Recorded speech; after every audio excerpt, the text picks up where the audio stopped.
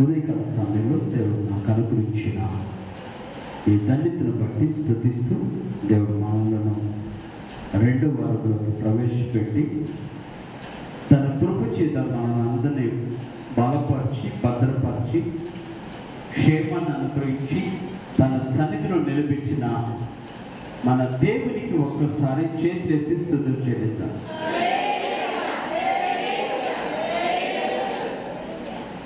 మీరు గట్టిగా హల్లెలూయా చెప్తే ఈ ప్రమాదులు కూడా వనకాలి, అలా షేక్ అయిపోవాలి. పొద్దున్న టిఫిన్ చేయలేదు కదా, మీరెందుకుంటారు చేయకుండా నాకు తెలియదా? దేనికైనా అవుతాం కానీ ఆకలి కాగలేని మనుషులు మనం. అందుట్లో అది వారు ఓకే. దేవుని స్తోత్రాలు. హల్లెలూయా హల్లెలూయా హల్లెలూయా. ఇక ఉదయకాల సమయంలో వాక్యానికి వెళ్ళే ముందు ఒక చిన్న మాటను మీకు చదివించాలని ఆశపడుతున్నాను. పరిశుద్ధ గ్రంథంలో సామెతల గ్రంథము 14వ అధ్యాయము 11వ వచనాన్ని ఒకసారి మీకు చదివినిపిస్తాను. సామెతల గ్రంథము 14వ అధ్యాయము 11వ వచనం. భక్తిహీనుల ఇల్లు నిర్మూలమగును, యథార్థవంతుల గుడారము. ఒకసారి మళ్ళీ ఒకసారి చెప్తున్నాను. యథార్థవంతుల గుడారము వర్ధిల్లును. ఈ రోజున దేవుడు మనతో మాట్లాడుతున్న మాట ఏంటంటే, ఓ క్రైస్తవుడా నీ వర్ధిల్లాలి, ఓ క్రైస్తవుడా నీవు వర్ధిల్లాలి. వర్ధిల్లాలి అని దేవుడే ఆశిస్తున్నాడు. నువ్వు వర్ధిల్లాలి, నువ్వు అభివృద్ధి చెందాలని దేవుని యొక్క అనాథ సంకల్పంలోనే నిర్ణయించుకున్నాడు. నీవు పుట్టినది మొదలుకొని నీవు చనిపోయే వరకు, నేను చనిపోయే వరకు కూడా నా దేవుడు ఆశ ఏంటంటే నువ్వు వర్ధిల్లాలి, నువ్వు వర్ధిల్లాలి. ఎవరు నీవు అని దానికి ఒక ఆలోచన చేస్తే నువ్వు క్రైస్తవుడివి అని అర్థం చేసుకోవాలి. ఎవరు మనం? నిజంగా క్రైస్తవులమేనా? ఒకసారి చేతులు ఎక్కడ మేము క్రైస్తవులు అన్నవారు ఎత్తారంటే మామూలుగా ఉండదు. మన దగ్గర ఆయుధాలు ఉంటాయి, ఇది కూడా మన జాగ్రత్త పెట్టుకోవాలి. ఓకే, ఒకసారి క్రైస్తవులు ఎలా ఉన్నారో, క్రైస్తవులను ఎలా పిలువబడ్డారో అని భక్తులైనటువంటి లూకా గారు అపోస్తుల కార్యంలో రాస్తూ ఒక మాట చదువుతాం, జాగ్రత్తగా ఆలోచించేద్దాం. అపోస్తుల కార్యంలో 11వ అధ్యాయము 21వ వచనం చదువుతున్నాం. అపోస్తుల కార్యములు 11వ అధ్యాయము 21వ వచనం నుండి చదువుతాం. ప్రభు హస్తము వారికి తోడయిందని కనుక నమ్మిన వారు అనేకులు ప్రభు తట్టు తిరిగి వారిని కూర్చిన సమాచారము యెరూషలేములోనున్న సంఘము వారు విని చాలు. తర్వాత 26వ వచనం, వారు కలిసి 1 సంవత్సరం అంతా ఈ సంఘములో ఉండి బహు జనములకు వాక్యమును బోధించేది. మొట్టమొదట అంత్యోకయలో శిష్యులు. ఇప్పుడు మీలో ఎంతమంది దేవుడికి శిష్యులు చేతులు ఎత్తరా? అదే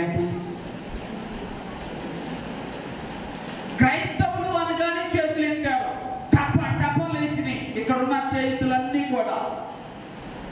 కానీ ఎంతమంది శిష్యులు అంటే ఒక్కరు కూడా లేపలే చెయ్యి.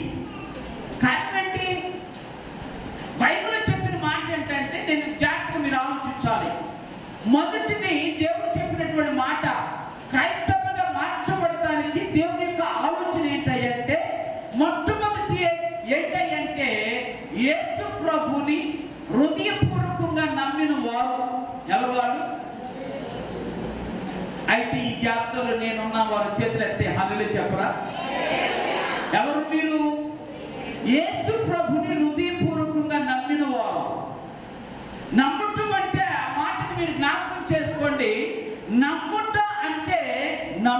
బాప్తిసం పొందినవారు, నమ్మి పరిశుద్ధాత్మ శక్తిని పొందినవారు, నమ్మి పరిశుద్ధాత్మలో బలపడుతున్నవారు, నమ్మి ప్రభు యొక్క కార్యాలను చూడాలని ఆశపడుతున్నవారు, నమ్మి ప్రభు యొక్క మార్గంలో నడుస్తున్నవారు, నమ్మిన వారందరూ క్రైస్తవులు అనబడలేదట. రెండో మాట చెప్తా, నమ్మిన వారందరూ క్రైస్తవులు అనబడలా. క్రైస్తవులు అనబడటానికి నమ్మకం అనేది ఒక ప్రధాన మెట్టు అనుకోవాలి, ప్రధానమైనటువంటి స్థానం అనుకోవాలి. అందుకనే ఇంకొక మాట చెప్పి అంటాడు, క్రైస్తవులుగా అనబడిన వారు ఎవరో అంటే వాక్యానుసారంగా జీవించడానికి ఇష్టపడిన వారు. ఎవరు వాక్యానుసారంగా? అమ్మో, ఇది మాత్రం చాలా కష్టం. ఆచారాలు ఉన్నాయి, వ్యవహారాలు ఉన్నాయి, అనేకమైనటువంటి తలపులు ఉన్నాయి, నలుగురు మాటలు చెప్పేటువంటి విధానం మన ఊర్లోనే ఉంటుంది. వాళ్ళందరూ చెప్పిన దాన్ని బట్టి మనం నడుస్తానికి ఇష్టపడుతూ ఉంటాము. కానీ దేన్ని ఇష్టపడము అంటే ఆలోచన చేస్తాం, దేవుని ఇష్టపడాలని ఆలోచన చేస్తాం, దేవుని అనుసారంగా వాక్యానుసారంగా ఉండాలని ఆలోచన చేస్తాం. కానీ ఈ మధ్యలో సాతానుడు వచ్చేసరికి వాడి వైపు తిరిగేస్తాం. వాడి వైపు కాదా కాదా? జాగ్రత్త ఆలోచించండి. నమ్మిన వారే కాదు, వాక్యానుసారంగా జీవించేవారు మొట్టమొదటి స్టెప్ నమ్మకం అయితే, రెండో స్టెప్ ఏంటంటే వాక్యానుసారంగా జీవించడం. వాక్యానుసారంగా జీవించడం.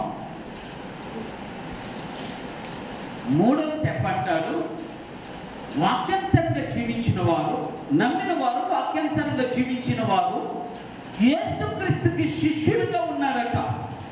అంటే వాళ్ళు వెంబడించారు యేసుక్రీస్తుని. యేసుక్రీస్తు ఎక్కడికి వెళ్ళినా విచిత్రం అనిపిస్తుంది నాకు. ఇప్పటికీ నాకు అర్థం కాదు. మనం మనుషులం కదా, మనకు బలహీనతలు ఉన్నాయి కాదంతలా, కానీ వాళ్ళు మనుషులే. వాళ్ళు ఎవరు? వాళ్ళు శిష్యులుగా అనబడిన వారు.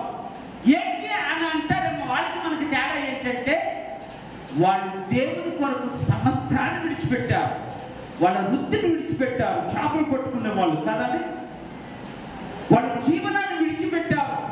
నేను చూడాలి, వాళ్ళ జీవనాన్ని విడిచిపెట్టారు. వాళ్ళు కుటుంబాన్ని విడిచిపెట్టారు. మీకు తెలుసో తెలియదు, పేతురు అంటాడు, అయ్యా మీ కొరకు నేను కుటుంబాన్ని విడిచిపెట్టాను కదా, ఏంటి నా పరిస్థితి, ఏంటి మా పరిస్థితి అని చెప్పి దేవుని సన్నిధిలో దేవుణ్ణి అడిగాడు. అందరిని విడిచిపెట్టి ఆయన వెంబడించారు. నీ దండం పెడుతున్నా, మళ్ళీ మిమ్మల్ని విడిచిపెట్టమని చెప్పలే, కానీ దేవునికి ప్రాధాన్యత ఇచ్చిన వారు, దేవుని వెంబడించిన వారు, దేవుని వెంబడించిన వారు, దేవునికి శిష్యులుగా మార్చబడిన వారు అట. ఇప్పుడు ఏమయ్యారు? క్రైస్తవులయ్యారు. జాగ్రత్తగా ఆలోచించండి. 4 స్టెప్లు చెప్తున్నా. ఒకడు క్రైస్తవుడిగా మారడానికి మొదటిది దేవుని యందు హృదయపూర్వకమైన నమ్మకం కలిగి ఉండాలి. రెండవది యేసు ప్రభు వాక్యానుసారంగా జీవించడం అలవాటు చేసుకోవాలి. మూడవది యేసుక్రీస్తు శిష్యులుగా మార్చబడాలి. నాలుగవది అప్పుడే వారు క్రైస్తవులుగా మార్చబడతారు అనేది సత్యమైంది.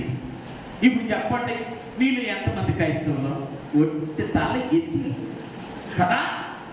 అయితే శిష్యులుగా మార్చబడుతున్నారా? అయితే యేసునందు విశ్వాసం ఇచ్చారా? అయితే వాక్యానుసారంగా జీవిస్తున్నారా అని మనం పరిశీలన చేసుకుందాం. ఈరోజు నేను ఒక పోస్ట్ చదివా, ఆశ్చర్యమిస్తుంది నాకు. అంటే మీరు కూడా చాలాసార్లు విని ఉంటారేమో. ఆ పోస్ట్ ఏంటంటే, ఈ రోజున దేవుడు నీకు ఈ దినం ఇచ్చాడు అంటే,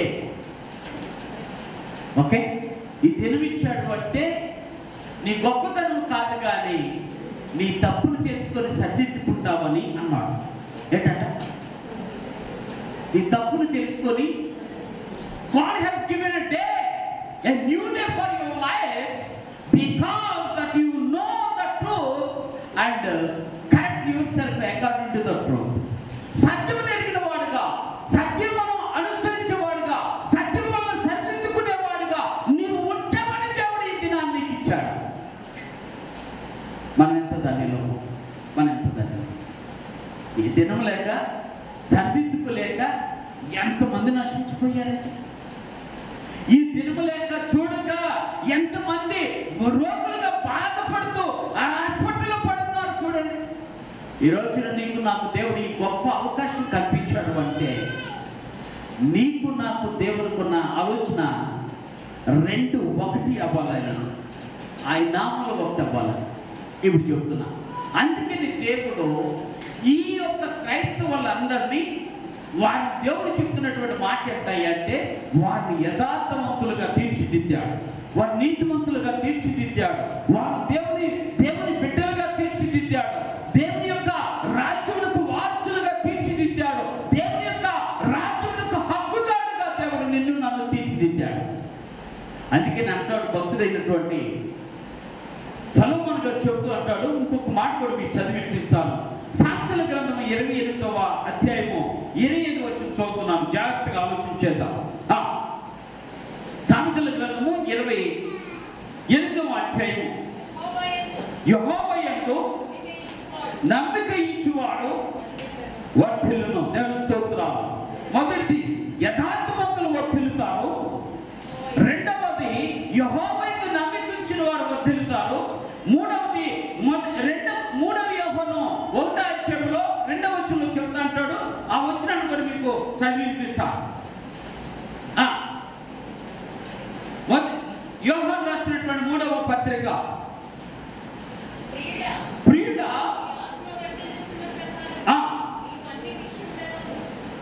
ప్రియుడా నీ ఆత్మ వర్ధిల్లుచున్న ప్రకారము నీవు అన్ని విషయములో వర్ధిల్లుచు సౌఖ్యముగా ఉండవలనని దేవుని స్తోత్రం.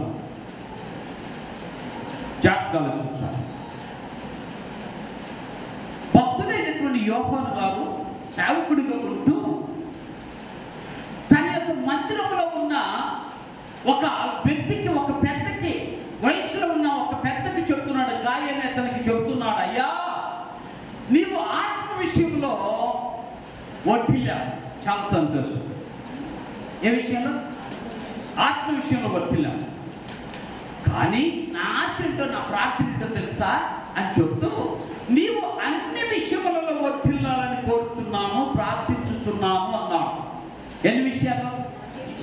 అన్ని విషయాలు అంటే ఇంగ్లీష్లో ఈ మాట చాలా స్పష్టంగా చెప్పాడు. ఏమని చెప్పాడంటే, నువ్వు వయసు మళ్ళిన వాడువు కదా. ఎవరికి వయసు మళ్ళింది? ఈ యొక్క భక్తుడికి వయసు మళ్ళింది కదా, వయసు మారిపోయింది కదా, వయసు ఎక్కువైపోయింది కదా. ఎక్కువైపోయినటువంటి ఆ వ్యక్తికి యోహాను గారు పత్రిక రాస్తూ అంటాడు, అయ్యా నీవు వయసులో ఉన్నవాడివి, వయసులో నీవు ఆటను కోల్పోయి ఉండొచ్చు, అలాగే ఆరోగ్యం కూడా కోల్పోయి ఉండొచ్చు. అందుకని ఇక్కడ అంటాడు, నీవు ఆత్మలో వర్ధిల్లునట్లుగా ఆరోగ్యములో కూడా వర్ధిల్లుము అని బైబిల్లో రాయబడింది. దేంట్లో అర్థమవుతుందా నీకు? ఇప్పుడు చెప్తే జాగ్రత్త. నీవు నమ్ముకున్న దేవుడు నీ పట్ల ఎంత మంచి ఆలోచన ఉందో, నువ్వు నమ్ముకున్న దేవుడు, నిన్ను క్రైస్తవుడిగా మార్చినటువంటి దేవుడు ఎంత అద్భుతమైనటువంటి తలంపు నీ పట్ల ఉన్నదో చూడి ఆలోచించే. ఎవరున్నారు ఈ లోకంలో? నువ్వు నిజంగా నువ్వు సుఖంగా ఉండాలని కోరుకున్న వాళ్ళు నీ పక్కన ఉంటారా? ఏంటి ఉంటారా? ఉండరు. నువ్వు ఆరోగ్యంగా ఉండాలని నీ వాళ్ళు ఉంటారా? అనుకున్న వాళ్ళు ఉంటారా? Question mark. ఉండరని నేను అంటలే, కానీ అది ప్రశ్నార్థకమే.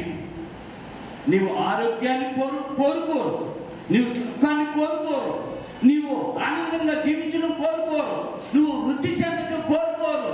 అటువంటి వారి గురించి నువ్వు అన్ని ఆలోచిస్తావు కదా.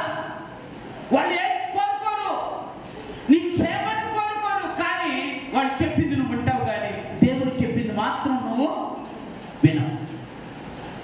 వాళ్ళని బాగోలు కోరుకోరు, కానీ వాళ్ళ ఆలోచనలు నీవు మనసులో పెట్టుకుంటావు, కానీ దేవుని యొక్క తలంపులు నీ మనసులోకి రావు.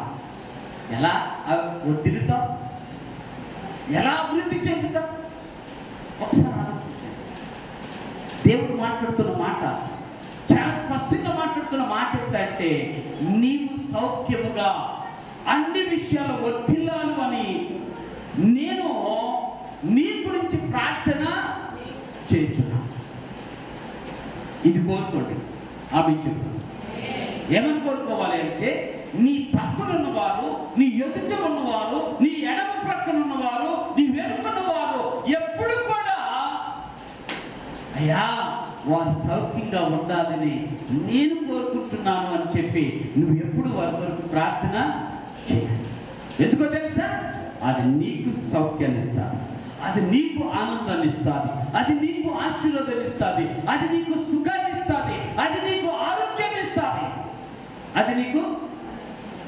అందుకే చెప్తా, చాలామంది సర్వేలు తెలియనటువంటి విషయం ఏంటంటే, కొన్నిసారి కరోనా వచ్చినప్పుడు వాళ్ళు చెప్పిన సర్వే ఏంటి చెప్పిందంటే, చాలా మంది కరోనా వచ్చినందుకు చచ్చిపోలేదంట, కరోనా వలన వచ్చే భయంతో చచ్చిపోయారట.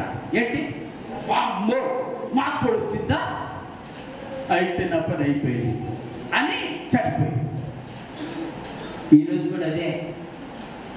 ఈరోజు కూడా దేవుని మాటలను పెడచెవిని పెడుతున్నామే కానీ మనుషుల మాటలు మాత్రం మనసులోకి ఎక్కిచ్చేస్తాం.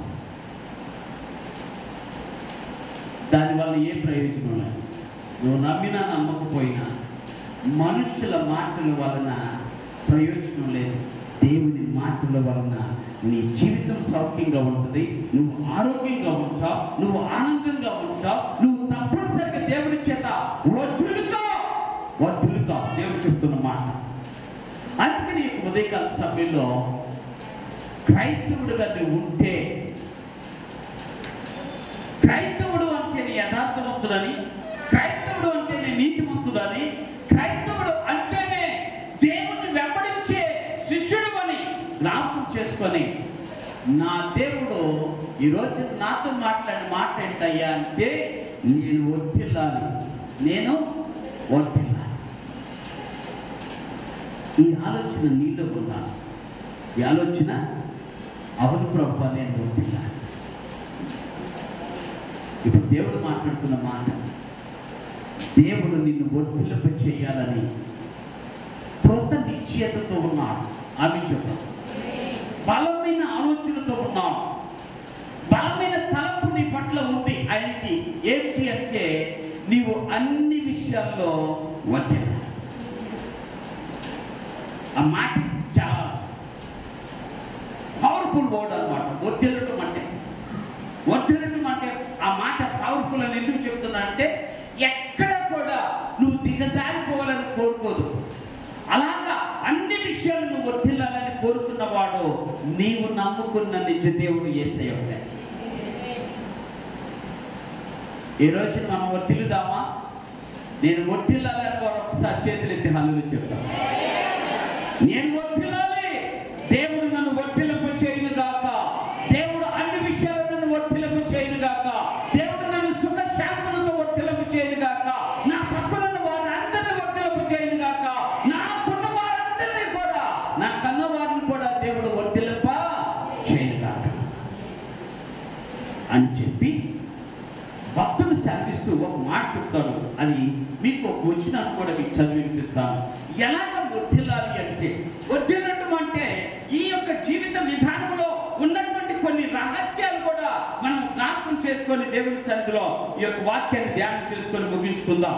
మొదటిగా మనం జాగ్రత్తగా ఆలోచన చేస్తే, పేతురు రాసిన మొదటి పత్రిక 1:22 చాలా స్పష్టంగా, అయ్యా మీరు వర్ధిల్లాలని ఆశపడుతున్నారు, మీరు యథార్థవంతులు, మీరు దేవుని నమ్ముకున్న వారు, దేవుని యొక్క సన్నిధిలో గడుపుతున్న వారు, దేవుని వాక్యానుసారంగా జీవిస్తున్న వారు, యేసుకు శిష్యులుగా మార్చబడిన వారు, చేర్చబడిన వారు మీరే కదా అంటూ ఆయన ఇంకా కొన్ని ఎక్స్ట్రా ఆర్డినరీ క్యారెక్టర్ని దేవుడు బైబిల్లో రాయించాడు. వీటికంటే కొంచెం ఇంకా ఉంటే బాగుండు. వర్ధిల్లటం అంటే అంతేగా, వర్ధిల్లటం అంటే ఉన్న వాటితో పాటు ఇంకా ఉంటే బాగుండు, ఇంకా ఉంటే బాగుండు కాదా? ఎవరు కోరుకోరా మీరు? నేను కోరుకుంటా, నాకు ఇంకా ఉంటే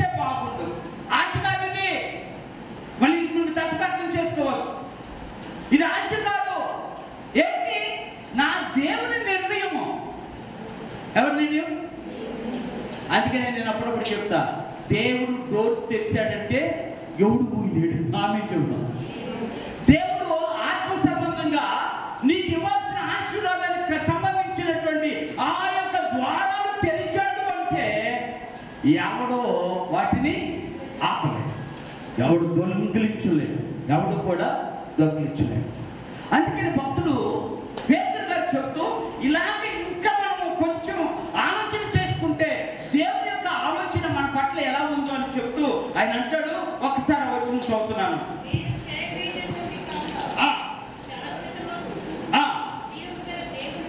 దేవుని వాక్యముగా అక్షయ బీజము నుండి పుట్టింపబడిన వారు కనుక నిష్కపటమైన సహోదర ప్రేమ కలుగునట్లు మీరు సత్యములకు విధేయులవుడి చేత మీ మనసులను పవిత్రపరచుకొనిన వారై ఉండి ఒకరినొకరు హృదయపూర్వకముగా మిక్కటముగా ప్రేమించుడు. దేవుని స్తోత్రం. ఇక్కడ దేవుడు మాట్లాడుతున్న 3 విషయాలు చెప్తా. వీటికి మనం చెప్పుకున్న వాటికి కొంచెము మసాలా జోడిద్దాం. ఏంటంటే ఏంటి మనం చేసుకున్న కూరకి ఏం జోడించాలి కదా? మసాలా జోడిస్తే ఇంకా కమ్మగా వాసన కదా, అవును కదా? కూరకి మసాలా లేకపోతే వాసన ఉండదు, మంచి వాసన ఉండదు. ఓకే, అలాగే యథార్థవంతులము, అలాగే నీతిమంతులము, ప్రభు నమ్ముకున్న వారము, ప్రభు చేత ఆశీర్వదించబడిన వారము, క్రైస్తవులము అనే మనము ఇంకా కొంచెం ఎక్కువగా ఆలోచన చేసుకోమని భక్తుడైనటువంటి పేతురు సంఘానికి రాస్తూ ఉన్నాడు. అందుకే ఆయన అంటాడు, మొట్టమొదటి మాట ఏంటయ్యి అంటే నీవు సత్యమునకు లోబడు. దేనికి? ఏది సత్యము? నెంబర్ 1 జాగ్రత్తగా ఆలోచించాలి. దేవుడు సత్యము, అంతే కదా? ఎవరు సత్యము? దేవుడు సత్యం, దేవుడే సత్యం. అందుకే ఆయన అంటాడు, నేనే మార్గమును సత్యమును. సత్యమే దేవుడు. అందుకనే బైబిల్ కనుక మీరు కనుక ఆలోచన చేస్తే చాలా విషయాలు చెప్తూ ఉంటాడు. దేవుడు అబద్ధమాటకు నరుడు కాదు అన్నాడు. ఎవరు అంటే సత్యమైన దేవుడు మన దేవుడు. ఓకే, సత్యమైన దేవుడు చెప్తున్నటువంటి మాట ఏంటంటే నువ్వు సత్యమైన దేవుడికి లోబడుతూ నేర్చుకో అన్నావు. లోబడుతూ ఇంకెవరికి లోబడుతుంది కాదు నా ఉద్దేశం. దేవుని వాక్యం తర్వాత ఏదైనా, ఏ తర్వాత? దేవుని వాక్యం తర్వాత, సత్యమైన దేవుని తర్వాత ఏదైనా, సత్యమైన దేవుని తర్వాతే ఏదైనా. ఎందుకు అంటే దేవుడే మనం నిలబెట్టింది, దేవుడే మనం బ్రతికించింది, దేవుడే నిన్ను వర్ధిల్లేలాగా చెయ్యాలని ఆశించింది, దేవుడే నిన్ను దీవించాలని కోరుకుంది, దేవుడే నీ మార్గాలను సరళం చేయాలని కోరుకుంది, దేవుడే నీ స్థితిగతులను మార్చాలని ఆశించి పరలోకం నుండి దిగొచ్చినటువంటి ఏకైక దేవుడు నా యేసయ్య. కాబట్టి ఏం చేయాలి అంటే నువ్వు సత్యానికి లోబడుతూ నేర్చుకోవాలి. ఎవరు సత్యము? దేవుని వాక్యం. రెండవది, సత్యమును గురించి భక్తుడైనటువంటి పౌలు గారు ఎఫెసీయులకు రాసిన మాట చెప్తుంటాడు. ఎఫెసీయులకు రాసిన పత్రిక 1:13 ఆ మాట కూడా మీకు చదివి వినిపిస్తాను. ఎఫెసీయులకు రాసిన పత్రిక 1:13 అనగా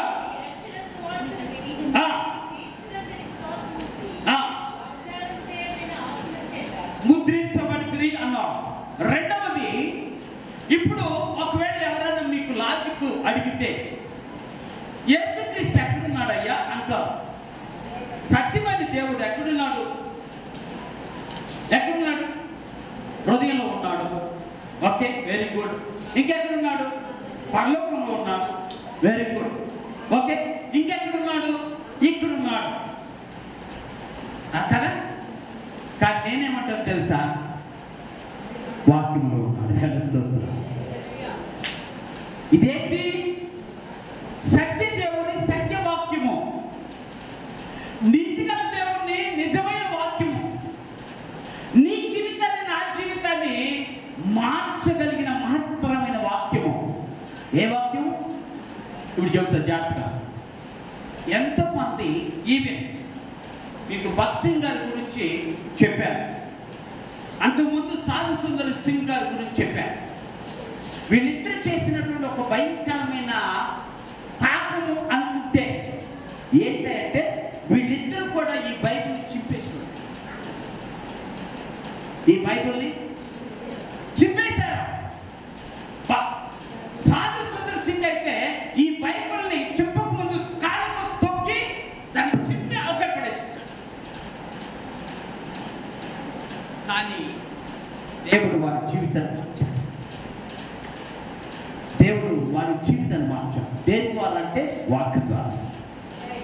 సత్యవాక్యాన్ని వారు తెలుసుకొని చింపిన బైబుల్ని, కాళ్ళతో తొక్కిన బైబుల్ని వారు సంకర పెట్టుకుని తిరిగారు. దేవుని స్తోత్రం. మూర్ఖులను సహితము మార్చిన ఘనత నా దేవుని వాక్యానికి ఉంది. దుర్మార్గులను సహితము మార్చిన ఘనత నా దేవుని యొక్క వాక్యానికి ఉంది. భయంకరులైన జీవితాలను మార్చినటువంటి ఘనత బైబిల్కి మాత్రమే ఉన్నది. ఎవరు మార్చలేరు, కానీ దేవుడు మార్చాడు. దేవుని వాక్యం మార్చింది కాదా? మీరు చదువుకోండి. ఒకరి గురించి కాదు, ఎంతో మంది ఉన్నారు. అందుకనే పివి నరసింహరావు గారు మీకు బాగా తెలిసినటువంటి ప్రైమ్ మినిస్టర్ వన్స్ అపాన్ ఏ టైం, అఫ్కోర్స్ చనిపోయాడు అనుకోండి. ఆయన ఏంటంటే క్రైస్తవులందరూ మతాలు మార్చేస్తున్నారు అని చెప్పి ఆయన దగ్గర కంప్లైంట్ వెళ్ళిందాక ఆయన ఉన్నప్పుడు. అప్పుడు ఆయన అన్నాడట, అబ్బాయి క్రైస్తవులు మతాలు మార్చరో నాకైతే తెలియదు, కానీ క్రైస్తవులు భయంకరులను మార్చారా అన్నాడు. పాపులు మార్చారయ్యా, తాగుబోతులు మార్చారు, వ్యభిచారులు మార్చారు. ఎంతో భయంకరమైన జీవితాన్ని దుర్మార్గులను సైతం మార్చిన ఘనత బైబిల్కు ఉందా? అర్థమవుతుందా నీకు? అర్థమవుతుందా? అంటే ఎందుకు ఈ విషయం చెప్తున్నట్టే, నీవు నమ్ముకున్న వాక్యము, నీవు నమ్ముకున్న దేవుని వాక్యము జీవితాలను సహితము మార్చేసింది. అద్భుతంగా మార్చేస్తుంది. అందుకే ప్రభు అంటాడు, సత్యవాక్యమును లోబడుతూ నేర్చుకో అన్నాడు. సత్యవాక్యమునకు లోబడుతూ నేర్చుకో. లోబడాలి. జాతకాలు చూచాడు. మీకందరికీ తెలిసినటువంటి సౌలు ఎవరు? తార్సీసు పట్టణస్థుడు, మంచి విద్యావేత్త, మంచి ఫిలాసఫరు, ప్రవీణుడు, పండితుడు. ఆయన ఒక రోజున మనుషులందరినీ పాడు చేసుకుంటూ వెళ్తున్నాడు. క్రైస్తవులు అనబడిన వారిని ఓసుపోస్తున్నాడు. ఆ మాట మీకు వినిపిస్తా. ఏం చేస్తున్నాడు? ఓసుపోతున్నాడు. అనేక మంది గర్భిణీ స్త్రీలను గర్భంతో ఉన్నప్పుడే కాళ్ళను తొక్కాడు. ఆ మాట హృదయాన్ని కలిచివేసింది. భయంకరంగా చేశాడు. కానీ అదే సౌలు దేవుని చేత పట్టుబడి పౌలుగా మార్చుకుంటాడు. ఎవరు మార్చింది అంటే దేవుడు మార్చింది.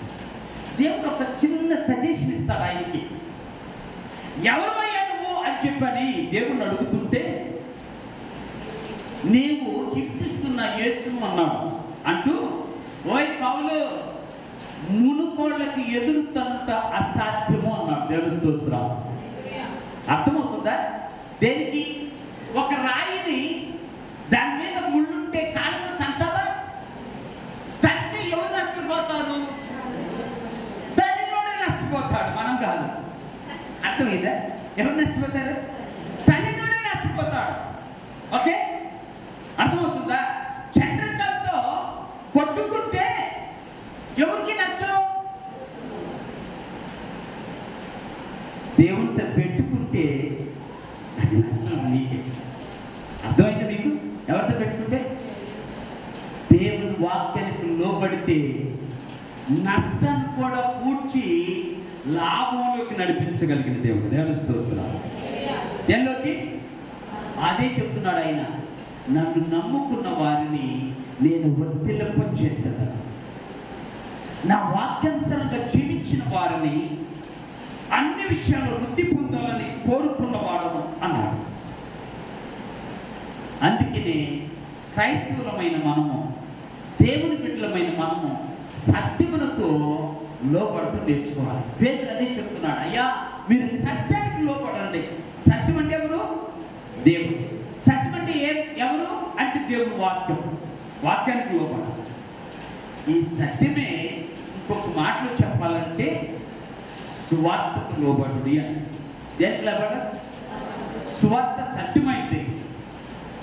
అందుకని చెబుతా, బైబిల్లో ఇది లేదు అంటానికి లేదు, అన్నీ ఉన్నాయి. ఉన్నాయా లేవా? ఉన్నాయి. అందుకని సత్యమే. ఈ ప్రపంచంలో అనేక మత గ్రంథాలు ఉన్నాయి, లేవా? ఉన్నాయా లేవా? ఉన్నాయి. కానీ ఏ మత గ్రంథానికి కూడా పవిత్ర గ్రంథం అనే పేరు పెట్టారు. వై? అది దేవుని వాక్యం కాబట్టి. పవిత్రుడైన దేవుడు, పరిశుద్ధాత్మ దేవుడు రాయించిన అద్భుతమైన గ్రంథం బైబిల్. ఇదే సువార్త. ఇదే సువార్త. యేసుక్రీస్తు యొక్క హితి వృత్తాంతమే సువార్త.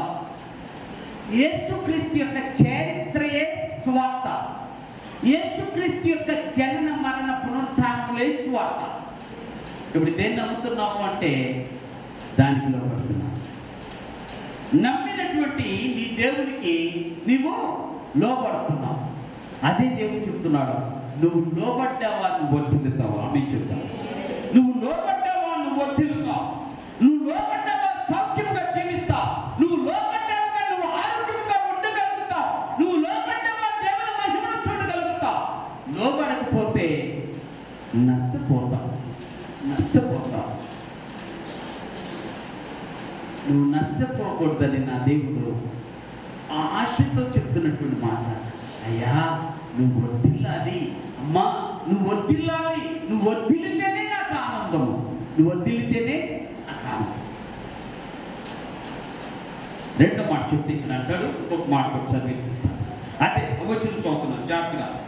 పేతురు రాసినటువంటి మొదటి పత్రిక 1:22 వచనంలో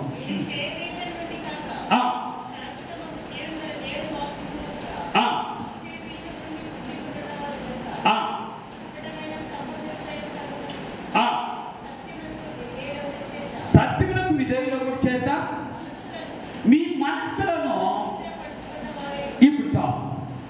రెండవది మనస్సులను పవిత్రపరచుకునే వారై అన్నాడు. క్రైస్తవులు అంటే సువార్తకు లోబడిన వారే కాదు, మనస్సులను పవిత్రపరచుకొనగలిగిన వారు. ఇప్పుడు నేను కనుక ప్రశ్నించాను అనుకోండి, మీ మనసు ఎక్కడుంది? ఎక్కడుంది మీ మనసు? ఎక్కడే ఉంది. అనుమతులు పెడతాను. మీ మనసు ఎక్కడుంది?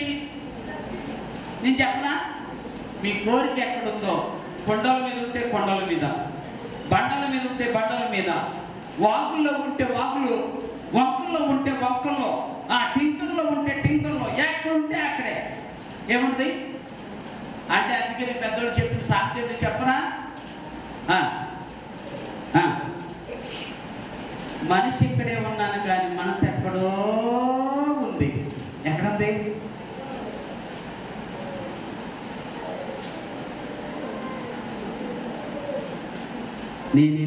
నేను ప్రార్థనకి వెళ్ళినప్పుడు ఏదైనా తెచ్చుంటాడా మొత్తం? ఇప్పుడు ఇల్లు తరగతి ఉండాలి కదా అక్క, లేకపోతే ఆయన తొక్కేస్తాడు నన్ను తొక్క అని చెప్పి మనసు ఎక్కడ పెడతా? ఓకే, వెరీ గుడ్, తప్పలేదు. కానీ ఈ మనసు పవిత్రపరచబడాలి. దేవుని దగ్గర నువ్వు జీవిస్తున్నప్పుడు, దేవుడితో నువ్వు జీవిస్తున్నప్పుడు, దేవుని ఆశీర్వాదం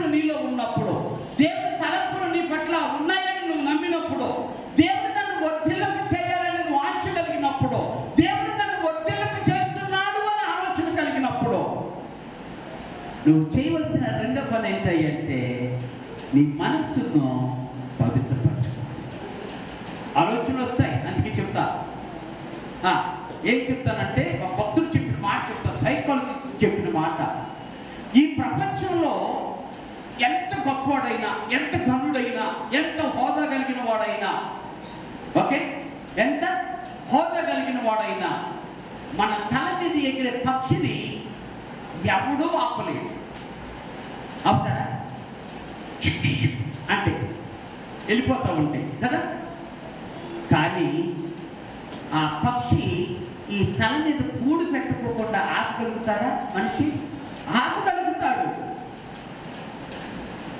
తలపులు, మనుషుల తలపులు అనేకమైనవి ఉంటాయి. ఉండొచ్చు, అది పక్షులాగా ఎగురుతూ ఉండొచ్చు, ఓకే. కానీ అవి మనుషులు ఉండకుండా ఎప్పటికప్పుడు క్లీన్ చేసుకోవటమే గొప్పతనం. ఇప్పుడు చెప్తా, మీకు అర్థమవుతుంది ఎలాగంటారు. ఇశ్రాయేలీయులు ఐగుప్తు దేశం నుండి కానాను ప్రవేశించడానికి సుమారుగా ఎన్ని సంవత్సరాలు పడుతుంది? ఎన్ని సంవత్సరాలు?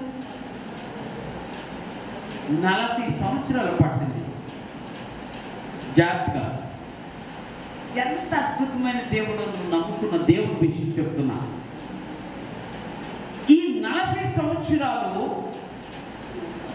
వాళ్ళ చెప్పులు వారు తెగల. మళ్ళీ శుభ్రం కలిగిన వాళ్ళు, శుద్ధి కలిగిన వాళ్ళు ఎన్నిసార్లు వాచ్ చేసుకుంటావు చెప్పులు కదా. Very good. ఇంకొక విచిత్రం చెప్తా, 40 సంవత్సరాలు వాళ్ళ బట్టలు చెరగలే.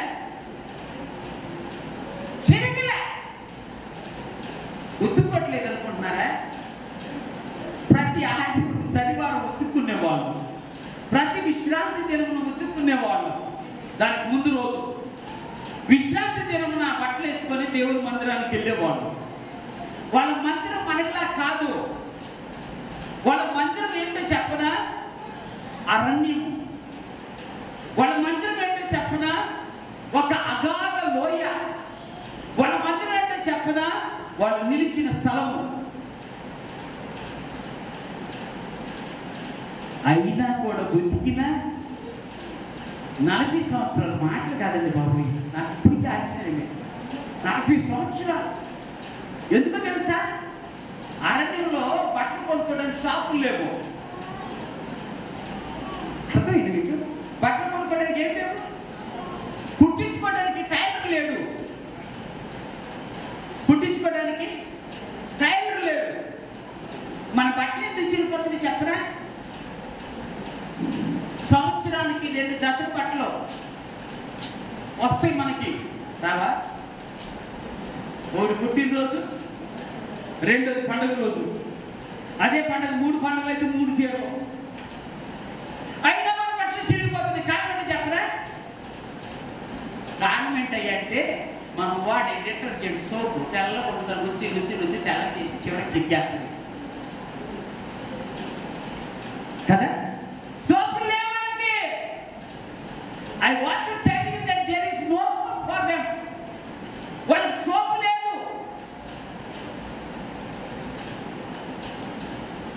కానీ దేవుడు వారిని అద్భుతంగా కాపాడాడు. అద్భుతంగా వారి బట్టల్ని కాపాడాడు. అద్భుతంగా వారి చెప్పుల్ని కాపాడాడు. అద్భుతంగా వారి జీవనాన్నే కాపాడాడు. దేవుని స్తోత్రాలు. ఎంత గొప్ప దేవుడు. అందుకనే మా మనస్సులను నిలుపుకోగలిగితే, పరిగెడుతున్న మన మనసుకి కళ్ళు వేసుకోగలిగితే, కోరికలతో తిరుగుతున్న మన మనసుకి దారం కట్టుకొని గాలిపటాన్ని లాగినట్టుగా లాక్కోగలిగితే నువ్వు వర్ధిల్లుతావు, నువ్వు వర్ధిల్లుతావు, నువ్వు దీవించబడతావు, నువ్వు దీవించబడతావు. దేవుడు చెప్పిన మాట. దేవుడు అదే అంటున్నాడు. నువ్వేం చేయాలి అంటే నీ మనసుని పవిత్రపరచుకోవాలి. ఎన్నో తలంపులు వస్తాయి, ఎన్నో ఆలోచనలు వస్తాయి, ఎన్నో ఉద్దేశాలు ఉంటాయి. ఉండవా? కానీ వాటిని ఏం చేయాలి? కళ్ళి వేసి స్వాధీనపరచుకోవాలి. వాటికి దారం కట్టి స్వాధీనపరచుకోవాలి. ఎప్పుడైతే స్వాధీనపరచుకుంటామో అవి దినదినము పవిత్రపరచబడతాయి. నేను అదే చెప్తా, నువ్వు దేవుని మందిరంలో ఉండు, ఒక రోజున పాపానికి నువ్వే ఛీ అంటావు. ఒక దినం నువ్వు దేవునితో ఉండు, దేవుని మందిరంలో ఉండు, ఒక దినాన ఈ సాతాన్ని కాలుతో చేస్తామంటే తన్నేస్తాడు. దుర్మార్గుడా, దుస్తుడా. ఎవరు చెప్పారు అంటే నా వాక్యం, దేవుని వాక్యం చెప్పారు, దేవుని వాక్యం చెప్పారు. అందుకే నీ మనసును పవిత్రపరచుకో. రెండోది.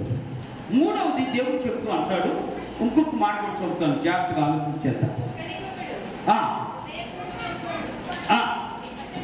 ఓకే, ఇక్కడ దేవుడు మాట్లాడుతున్న ఇంకొక మాట ఏంటంటే మీ లక్ష్యాన్ని కొనసాగించాలి. ఏ లక్ష్యం? మీరు ఏమనుకుంటున్నారు అనే లక్ష్యాలు ఇప్పుడు చెప్తాను జాగ్రత్త. దేవుడు ప్రధానమైన ఆజ్ఞల్లో, 2 ఆజ్ఞల్లో చాలా ప్రాముఖ్యమైన ఆజ్ఞలుగా చెప్పాడు. మొదటిది, నీ దేవుడైన యెహోవాను ప్రేమించు. రెండవది, నీ పొరుగు వారిని ప్రేమించు. ఇక్కడున్న 66 పుస్తకాలకు ఒకే ఒక నిదర్శనం ఏమిటంటే ఈ 2 మాటలే. బైబిల్ అంతా చదవక్కర్లే. ఏంటంటే బైబిల్ అంతా ఉన్న తాత్పర్యం ఏంటంటే, భావన ఏంటంటే నిన్ను వల్ల నీ పొరుగు వారిని ప్రేమించు, నీ దేవుడైన యెహోవాను ప్రేమించు. ఇంతకు మించిన ఆజ్ఞలు లేవు అన్నాడు యేసుక్రీస్తు. జాగ్రత్తగా వచ్చింది. ఇప్పుడు నువ్వు నేను చేయవలసిన పని ఏంటంటే ప్రేమ లక్ష్యంగా చేసుకోవాలి, ప్రేమించడం నేర్చుకోవాలి. మళ్ళీ మీరు అనుకోవచ్చు వేరే ప్రేమ గురించి నేను మాట్లాడతాను. It must be the love of Christ. నీ ప్రేమ క్రీస్తును పోలిన ప్రేమగా ఉండాలి. రైట్? ఎవరు పోలిన ప్రేమ? క్రీస్తును పోలిన ప్రేమ. లోకంలో ఉన్న ప్రేమ గురించి కాదు, బైబిల్లోనే చెప్తున్నా. మీకు తెలుసో తెలియదో, ప్రేమ అనే మాట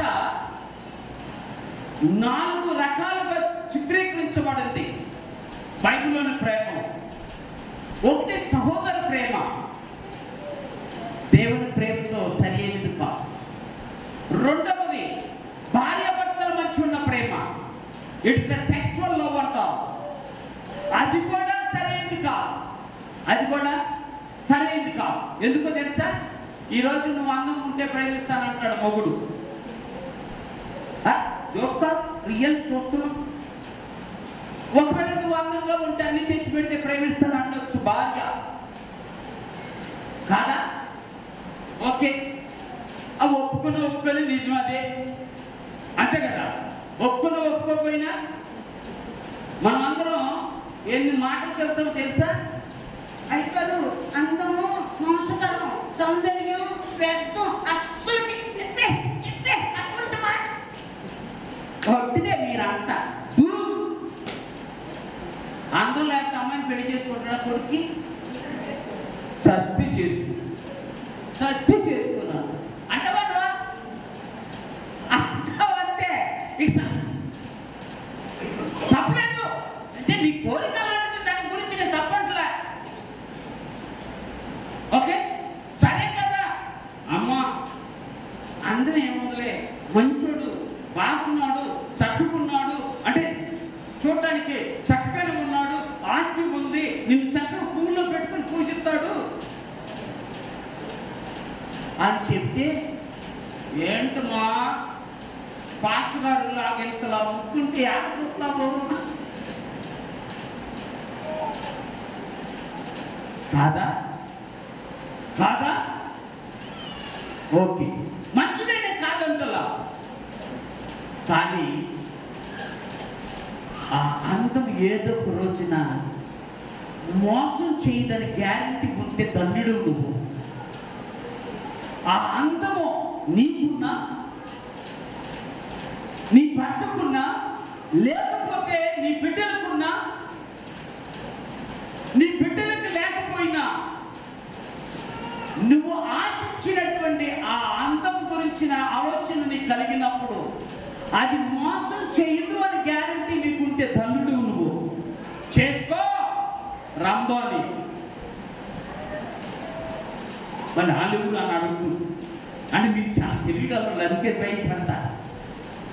ఓకే, వాడు ఇంద్రలోకంలో ఉన్నారంటలేండి, వాడి గురించి చెప్తున్నా. వేస్ట్. కారణం ఏంటో చెప్పనా?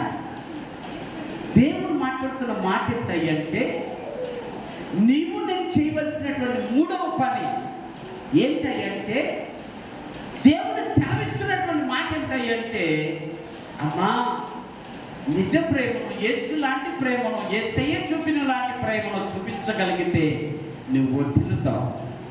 ఆయన ప్రేమలో త్యాగం ఉంది, ఆయన ప్రేమలో పవిత్రత ఉంది, ఆయన ప్రేమలో నిస్వార్థమైనది. ఏ ప్రేమ? యేసయ్య ప్రేమ.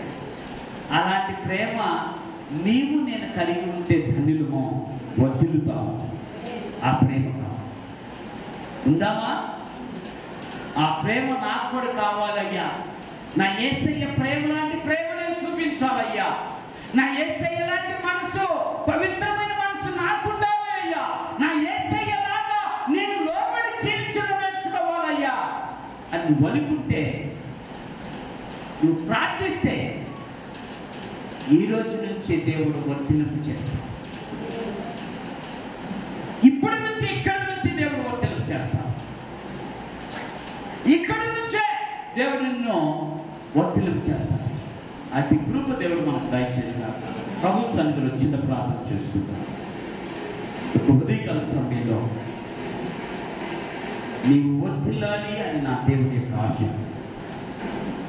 నువ్వు అన్ని విషయాల్లో వర్తిల్లాలి అని, ఆత్మ సంబంధంగానే కాదు, ఆర్థిక సంబంధముగా, ఆరోగ్య సంబంధముగా, అనుబంధ సంబంధముగా, ఆత్మీయత సంబంధముగా, దేవుని యొక్క బిడ్డల మీద ఉన్న ప్రేమ సంబంధముగా